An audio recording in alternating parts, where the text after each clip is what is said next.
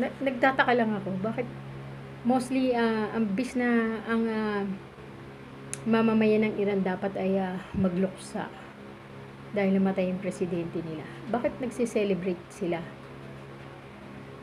At, mostly yung mga nagse-celebrate ay mga babae.